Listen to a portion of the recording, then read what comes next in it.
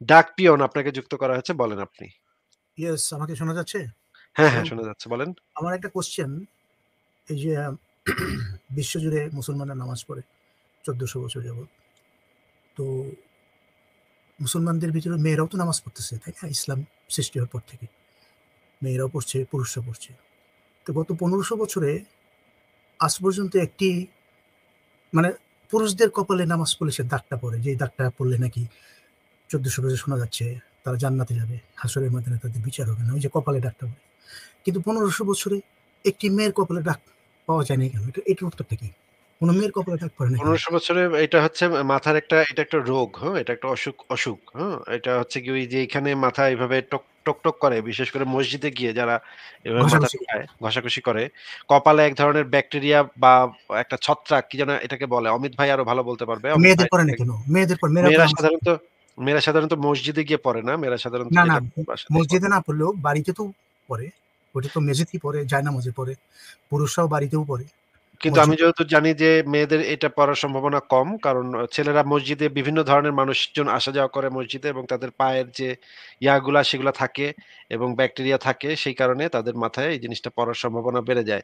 মেয়েদের ক্ষেত্রে এটা পড়ার সম্ভাবনা কমে। তবে অনেক বয়স্ক যারা মহিলা তাদের ভেতরে আবার আপনি এরকম ২-১ জনকে পাবেন যাদের আমি মাথায় আজ পর্যন্ত পাইনি। দাগ না, পড়ে। আজ পর্যন্ত কোন দেশে কোন মুসলমান নারী পাই না। আমি বেশ কয়েকজন ইমাম, মোল্লা, হুজুরকে জিজ্ঞেস করছি। তারা সৎভাবেই বলে, অ্যান্সারটা দিছে যে এরা কপালটা ঘষে আরকি। ঘষে দাগ ফালাইয়া দেখে আমি খুব নামাজি। সমাজকে দেখায়, সবাইকে দেখায় এবং আমি আল্লাহর একজন প্রিয় বান্দা। তা আল্লাহ কি তাকেই কি প্রিয় বান্দা হিসেবে সিলেক্ট করছে? যে তার কপালেই দেবে? আমার ৫ টা ভাই, ১ ভাইয়ের কপালে আছে আর ৪ ভাইয়ের কপালে সে দাগ নাই। আর কোন বোনের কপালে, মায়ের কপালে, দাদির কপালে দাগ নাই। আচ্ছা, এটার ব্যাপারে আমি একটা অ্যান্সার দিচ্ছি। আপনি জানেন কিনা? একটা অ্যান্সার না, একটা ইনফরমেশন দিচ্ছি। সেটা হলো ১৯৬০ দশকে মরক্কোর বাদশা হাসান, তার নাম ছিল।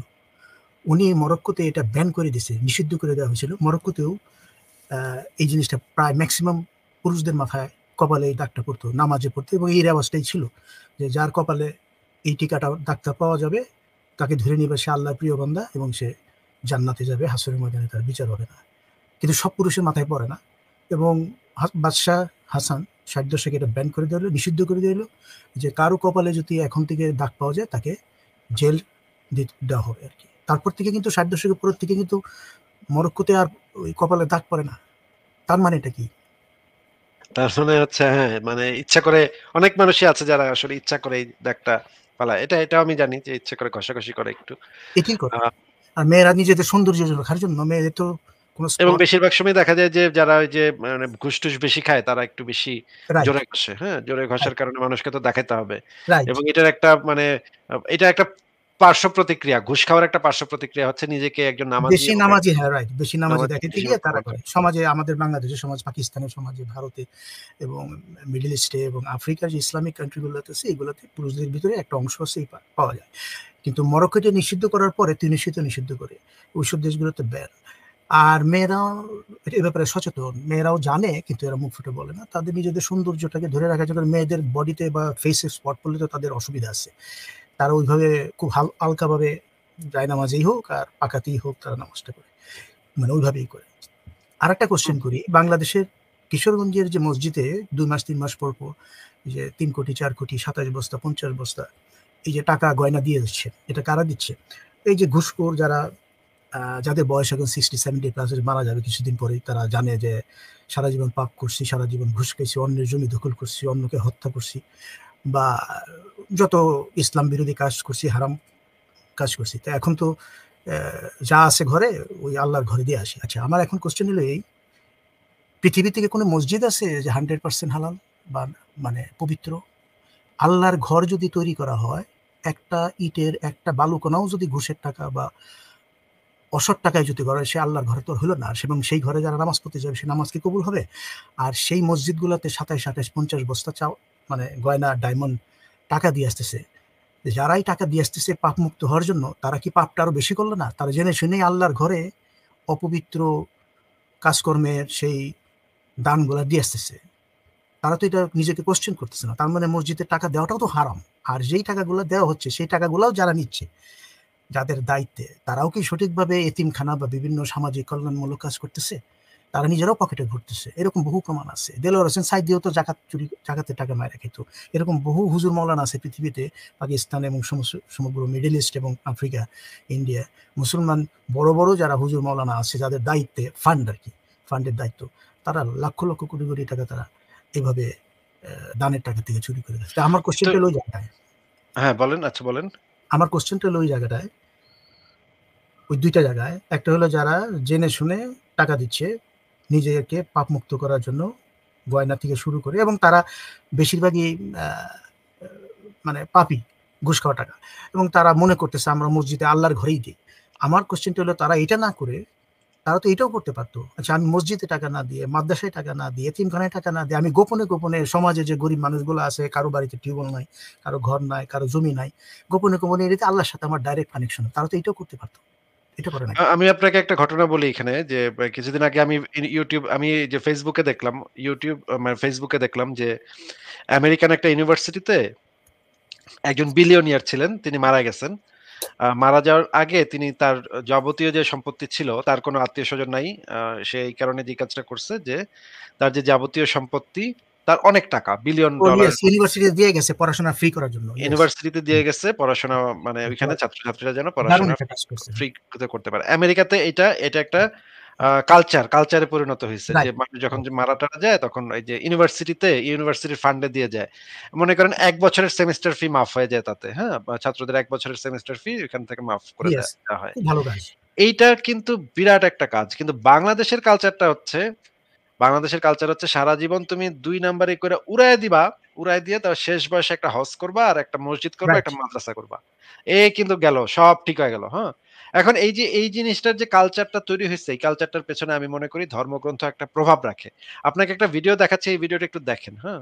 একটা হাদিসে কুদসিতে এসেছে, আল্লাহ তাআলা ইরশাদ করছেন যে এই বান্দারা যদি বেশি বেশি পাপ না করতো এবং পাপ করার পর যদি আবার ক্ষমা না চাইতো, তাহলে এদেরকে ধ্বংস করে দিয়ে আমি এমন এক জাতি তৈরি করতাম যারা পাপ করতো, আবার বিষয়টা তাদের মস্তিষ্কে আসা মাত্রই, বিবেকে আসা মাত্রই তারা আবার আমার কাছে ক্ষমা চাইতো। আমি এমন একটা জাতি তৈরি করতাম। আচ্ছা, এই ভিডিওটাতে যে বলল যে এটা একটা হাদিসই আছে যে মানে আল্লাহ পাক যদি এরকম হইতো যে মানুষ পাপ না করত তাহলে মানুষকে আ আচ্ছা, হাদিসটা একটু দেখে নিই যে এই যে মানুষ যদি গুনাহ না করত তাহলে আল্লাহ তাআলা তাদেরকে মানুষকে সরিয়ে দিয়ে এমন এক জাতিকে সৃষ্টি করত যারা গুনাহ করত এবং আল্লাহ তাআলার কাছে ক্ষমা চাইত। রাইট, আর আল্লাহ তাআলা তাদেরকে ক্ষমা করে দিতেন। রাইট। এখন মানে মানুষকে তো আসলে সৃষ্টি করা হয়েছে মানে আল্লাহর এটা ভাল লাগে, হ্যাঁ? আপনি যে অনেক খেলতেছে, আকাম-কুকাম করবেন, গেম, গেম তারপর খেলতেছে। ক্ষমা চাইবেন, এই জিনিসটা আল্লাহর খুব ভাল লাগে। আর যদি এটা না করতেন আপনি, যদি মনে করেন আপনি খুব ভালো ছেলে, হ্যাঁ? তাইলে কিন্তু সব মানুষ যদি এরকম ভালো হয়ে যেত, পুরা মানব জাতিকে কিন্তু আল্লাহ পাক একদম মানে নিশ্চিহ্ন করে দিয়ে এমন একটা জাতি তৈরি করত, যারা ওই যে গুনাহ-টুনাহ করতো, আকাম-কুকাম করতো, পরে গিয়া বলতো, "আল্লাহ সরি ভাই, আল্লাহ মাফ হ্যাঁ, করে দাও, হ্যাঁ? সরি ভুল হয়ে গেছে, হ্যাঁ? এবার আর করব না।" তারা আবার করত, আবার করে আবার ক্ষমা দিত। এই যে এইটাই কিন্তু আল্লাহ আসলে চায়, ইসলামে যেটা বলা আছে এবং এটা কিন্তু হাদিসেও বলা আছে। তার মানে এই ধরনের হাদিস কি আপনার কাছে মনে হচ্ছে না যে এই ধরনের হাদিস, এই ধরনের কনসেপ্ট আসলে অপরাধকে আসলে প্রমোট করতেছে? অবশ্যই, অবশ্যই মানুষকে প্রমোট করতেছে এবং এটা করে যাচ্ছে শত, শত বছর যাবত। আরেকটা জিনিস দেখেন, পৃথিবীতে কি কোনো আসলে একটা মসজিদ আছে যে পবিত্র, মানে হালাল? দেখাতে পারবেন কোনো দেশে? সৌদি আরব সহ? যেখানে হারামের টাকা নাই? নাম বলেন তো একটা মসজিদের। আল্লাহর আমি ঘরে, বলতে পারব পবিত্র না। ঘরে একটা বালু কণাও যদি অপবিত্র টাকার বা একটা ঘুষের টাকা বা একটা হারামের টাকা ঢুকে, এই মসজিদ তো আর পবিত্র হলো না। ইমাম সাহেব সহ যারা নামাজ পড়ে অপবিত্র জায়গায় নামাজ পড়তেছে। পৃথিবীতে একটা মসজিদ নাম বলতে পারবেন আপনি যে 100% হালাল আছে? ওই কাবা শরীফই তো তৈরি করছিল মানে মানে যারা পৌত্তলিক ছিল তারা তৈরি রাইট, করছিল, তাই না? রাইট। এ বে মদিনা, মদিনা আর হযরত মুহাম্মদ মারা যাওয়ার আ আ পরে ১০ বছরের ভিতরেই হযরত ওমর আল আস নামে মসজিদটা ইজিপ্টে করে আরকি। এই একটা মসজিদ ইসলাম ধর্ম প্রতিষ্ঠিত ১০ বছরের ভিতরেই করা হয়। এটা ১ম দিকের মসজিদ। এ কিন্তু তার আগে ইহুদি ধর্ম ছিল ৫০০ বছর। প্রফেট মুহাম্মদ জন্মের আগে ৫০০ বছর অলরেডি খ্রিস্টান ধর্ম ছিল। খ্রিস্টান ধর্মটাও কিন্তু যিশু আলাইহিস সালাম এস্টাবলিশড করে নাই। খ্রিস্টান ধর্মটা অ্যাকচুয়ালি এটা ওই ইয়ে এই ৪ জন গসপেল লেখক এস্টাবলিশ করছে। পোপ জন না, পল বিশেষ করে। না, জন পল না। এটা হলো ইয়ে এই মানে দুই রোমান শাসক কনস্টান্টিনোপল এটার কথা বলতেছেন? না, সেটা না। এই বর্তমানে আমি অনেক খ্রিস্টান পাদ্রীদের কাছে গিয়ে, আমি খ্রিস্টান চার্চে গিয়ে জিজ্ঞেস করছি। তারা বলল, "তুমি এটা জানো কিভাবে?" আমি বলছি, "আমি পড়াশোনা করছি।" তো তোমার কথাটা সত্য, কিন্তু এগুলো আমরা গোপন রাখি। অ্যাকচুয়ালি ব্যাপার হচ্ছে কি, শুধু খ্রিস্টান না, পৃথিবীর সব ধর্মই, মহাভারত থেকে শুরু করে, রামায়ণ থেকে শুরু করে, এই যে ইসলাম, ইহুদি, কনফুসিয়াস, আভেস্তা, জারাথুস্তা, যত ধর্ম আছে পৃথিবীতে, সব ধর্ম শুরু থেকে আজ পর্যন্ত, আজকের দিন পর্যন্ত অনেক কিছু গোপন রাখছে মিথ্যা বলে মানুষকে। কারণ প্রত্যেক ধর্মই হলো পুঁজিবাদী একটা ফিলোসফি আছে, ব্যবসার একটা ফিলোসফি প্রত্যেক ধর্মে, এবং এটা গোপন রাখা হয়েছে। তো এখন এই যে ইহুদি ধর্মটার অ্যাকচুয়ালি স্ট্যাবলিশ করে মারিয়া মাগদালেনা, একটা মেয়ের মাধ্যমে, যেই মারিয়া মাগদালেনা জিহুদির পা ধুয়ে দিত, মনে আছে ঘটনা আপনার? বুঝতে পেরেছি। এটা নিয়ে এটা একটা কনস্পিরেসি থিওরি। যীশুখ্রিস্ট যে একজন বেশ্যার জীবন রক্ষা করছিল, পরবর্তীতে বলা হয়েছে সেই বেশ্যার সাথে হ্যাঁ, যিশুর বিয়ে হয়েছিল এবং পরবর্তীতে তারা সুখে জীবনযাপনও করছে, এই ধরনের ইয়াও আছে। এটা ড্যান ব্রাউনের যে বই, সেই ড্যান ব্রাউনের বইতে আপনি এই জ্যান ব্রাউনের এই যে দাভিঞ্চি কোডে পাইছেন বোধহয় নাকি? ড্যান ব্রাউনের অনেকগুলা বইতে এই পুরা অনেকগুলো বই আছে, এই হ্যাঁ। জিনিসগুলাই আছে। এই দাভিঞ্চি জিনিসগুলো কোডেও আছে, কিন্তু অ্যাকচুয়াল ঘটনাটা হচ্ছে কি, ওই 12 জন ইয়ে ছিল যীশু খ্রিস্টের সঙ্গে, 12 জন তার সঙ্গে থাকতো সবসময়। তো তার ভিতরে মারিয়া মাগদালেনা ছিল। তো যীশু খ্রিস্ট মারা যাওয়ার পর ওই মারিয়া মাগদালেনাই খ্রিস্টান ধর্মটা শুরু করে। কিন্তু ওই যে 12 জন তার সাথে ছিল, তারা দেখলো একটা মেয়ে হইয়া একটা ধর্ম স্ট্যাবলিশ করবে, এটা তো মানা যায় না। তো তার স্টিগমা দিয়ে দিল আর কি, তাকে বেশ্যা বানাই দিল, এবং তারাই বলল যে এটা আমরা স্ট্যাবলিশ করছি। এইখানে কনস্পিরেসিটা আছে। কিন্তু অ্যাকচুয়ালি মারিয়া মাগদালেনা না, যীশু খ্রিস্টকে একজন ওই ওই যে আপনি যে বললেন একটু আগে, ওই যে জন পোলের প্রথম ইয়ের নামটা আমার মনে আছে, আমি মনে করতে পারতেছি না এখন। মানে ওই যে সেন্ট পিটার্সবার্গে, ইটালিতে প্রথম পোপ যে হয়েছিল, তার নাম কি মনে আছে? আমার নামটা মনে আসতেছে না। উনি উনি খুব তখনকার সময় খুব একটা হিংস্র জাতীয় একজন মানে মানুষ ছিল। সে প্রচুর ক্ষমতা ছিল, খুব মানুষজন হত্যা করতো তখনকার সময়, মানুষ হত্যা করতো এবং সমাজে উশৃঙ্খলা সৃষ্টি করতো। তো উনি একদিন স্বপ্ন দেখে যিশুসকে, মানে হিস্ট্রিতে এইভাবে বলে, এবং যিশুসকে স্বপ্ন দেখার পরে যিশু বলছে, তুমি এরকম হত্যা করো, মানুষ হত্যা করো, সমাজ উশৃঙ্খলা সৃষ্টি করো, অরাজকতা তৈরি করো, তুমি তো একটা ভালো কিছু করতে পারো। এই স্বপ্ন দেখার পরে সে 12টা চিঠি দেয় 12 জনকে, 12 জন তখনকার সময় যাজক টাজক যারা ছিল, এবং সেই চিঠিগুলো এখনো খ্রিস্টিয়ান ইয়েতে আছে আর কি, এখনো আছে 2000 বছর। এবং সেই প্রথম খ্রিস্টান ধর্মটাকে স্টার্ট করে। এই জায়গায় একটা দুইটা কনফিডেন্সি গেল, একটা হলো মারিয়া মাগদালেনা, আর একটা হলো নামটা মনে আসতেছে না মনে হয়, আমি সবসময় নামটা মনে থাকে। আচ্ছা, আমিও মানে করতে পারতেছি না, এখন মাথায় আসতেছে না। হ্যাঁ, হয়তো কিছুক্ষণ পরে মনে আসবে। হ্যাঁ, ঠিক আছে ডাকপিয়ন ভাই, আপনার সাথে কথা বলে ভালো লাগছে। কিন্তু আমরা তো আসলে মুমিন ভাইদের সাথেই কথা বেশি বলতে চাই। ও আচ্ছা, আচ্ছা। আপনি এক কাজ করতে পারেন ডাকপিয়ন ভাই, আপনি যদি মানে সময় থাকে, মাঝে, মাঝে সময় থাকে, তাহলে আপনিও একটা লাইভ স্ট্রিম চালু করতে পারেন। আ যেহেতু আমার মনে হচ্ছে যে আপনি কথাবার্তা তো ভালোই বলতে পারেন এবং আপনি জানেন, বেশ কিছু জিনিস জানেন। আপনি নিজেও যদি একটা লাইভ স্ট্রিম চালু করতে চান, তাহলে আমার সাথে আপনি একটু যোগাযোগ করেন। আমরা একটা ব্যবস্থা করব যে কিভাবে একটা লাইভ স্ট্রিম, কিভাবে আপনাদেরকে একটা মানে ছোট প্রশিক্ষণ দেয়া যায়, কিভাবে লাইভ স্ট্রিমটা পরিচালনা করতে হয়।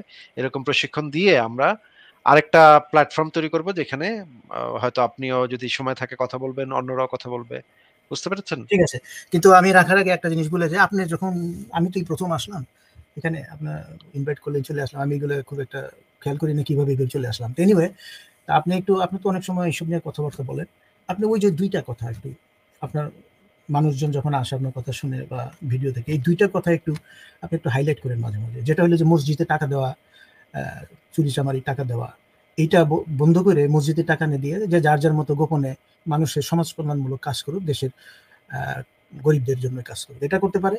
আরেকটা হলো যে যেটা বললাম, পৃথিবীতে কি কোনো পবিত্র মসজিদ আছে? এটা কোনো মুমিন মুসলমানকে অ্যান্সার দিতে পারে কিনা? এটার একটু আমি অনেক আচ্ছা। হুজুরকে জিজ্ঞেস করছি। মানে অনেক বিদেশি হুজুর, টার্কিশ হুজুর, তারপরে কুর্দিস্তানের হুজুর, ইরানের হুজুর। মানে হুজুর মানে তারা ইমাম। তারা সত্যিই বলছে আমাকে। তারা বলছে, তুমি যে এই প্রশ্নটা করছো এটা গভীরভাবে চিন্তা করলে পৃথিবীতে কোনো মসজিদ আজ পর্যন্ত তৈরি হয় নাই যেখানে হারামের টাকা নেই। আচ্ছা। ডাকপিয়ন ভাই, ঠিক আছে। অনেক ধন্যবাদ আপনাকে। ভালো থাকবেন তাহলে। আজকে বিদায় জানাই। আচ্ছা, ঠিক আছে। ধন্যবাদ। বাই। আচ্ছা, ঠিক আছে। তাহলে আমরা দেখি। আচ্ছা, এখানে আ নিশ্চয়ই এটাও কাশি জিহাদি। আ আপনি একটু কথা বলেন তো। আসিফ ভাই, আমি অরিজিনাল। কি একটা যুগ আসলো, হ্যাঁ? মানুষজন ধন্যবাদ খুবই আসিফ খারাপ। ভাই যুক্ত করার জন্য। অনেক ধন্যবাদ আপনাকে আসার জন্য। মানে এই যে এই কাশি জিহাদিরা লাইফটা নষ্ট করার জন্য এইভাবে মানে চলে আসে। আসাদ ভাই, আপনাকে আমি শুরুতেই একটা জিনিস দেখাতে চাই। সেই জিনিসটা আমি মানে সবাইকে দেখাচ্ছি, আপনাকেও একটু দেখাই। জি, আ জি। সংশয়.com এ আমরা একটা নতুন প্রজেক্টে হাত দিয়েছি। সেটা হচ্ছে যে দেখা যেত যে ইয়াগুলা খুঁজে পাওয়া যাইত না। মানে রেফারেন্স গুলা খুঁজতে হইতো। মানে বিভিন্ন জন হয়তো আমাকে মেসেজ দিচ্ছে, "ভাই এই রেফারেন্সটা এই হাদিসটা কোথায়? ওই কোরআনের আয়াতটা এরকম না একটা কোরআনের আয়াত ছিল। এটা কই আছে ভাই? কত নাম্বার এটা?" এইভাবে প্রচুর পরিমাণে মেসেজ আমি পাই। প্রচুর পরিমাণে আমাদেরও দরকার হয়। আসলে আমিও নিজেরও অনেক সময় ভুলা যাই। যে আচ্ছা এই রকমের একটা আয়াত ছিল সেটা যেন কোথায় আছে? কেমনে এটা কি? তখন আরো আরেকজনকে জিজ্ঞেস করতে হয়। এটা নিশ্চয়ই আপনারাও নিশ্চয়ই এই রকমের বিপদে পড়তে হয় মাঝে, মাঝে। খেয়াল আসতেছে একটা ওয়ার্ড কিন্তু মনে পড়তেছে না এটা মানে কি আয়াত বা কোন হাদিসের ভিতরে ছিল। তো এই জিনিসগুলার মানে সমস্যা অনেকদিন ধরেই আমরা মানে সমস্যাগুলা ফেস করতেছি। তো সংশয়.com একটা নতুন চালু করতেছি আমরা। সেখানে হচ্ছে গিয়ে এইখানে দেখেন সার্চ ইঞ্জিন চালু করেছি যে এখানে আপনি খুব সুন্দরভাবে লিখবেন, একটা কিওয়ার্ড লিখবেন। মনে করেন মোহাম্মদ যে ভোগ্যপণ্য বলছে, হ্যাঁ? নারীকে ভোগ্যপণ্য বলছে। এটার দলিলটা আপনার দরকার। আপনার মনে আছে যে ভোগ্যপণ্য বলছিল এটা মনে আছে কিন্তু আপনার হাদিসটা মনে নাই। এখন কেমনে বের করবেন? আমরা লিখব ভোগ্যপণ্য। এই যে দেখেন নিচে চলে আসছে। ইসলামে নারী হচ্ছে ভোগ্যপণ্য। এখানে চাপ দিব এবং এই যে এই হাদিসটা বের হয়ে আসছে। দেখেন এখানে। তো এটা খুবই ইজি হলো না এখন? মানে বের করা? কি বলেন আপনি? একদম আসিফ ভাই, অসংখ্য ধন্যবাদ এটার জন্য। আমি গতকালকে আপনার স্ট্যাটাস পড়েছিলাম। আপনার পেজ থেকে আপনি তারপরে আমি ঢুকেও এটা দেখছি। এই সম্পর্কে তো আপনি অনেক দিন আগে বলেছিলেন যে আপনি সার্চ ইঞ্জিন ডেভেলপ করবেন এবং আপনি এটা ফাইনালি করছেন।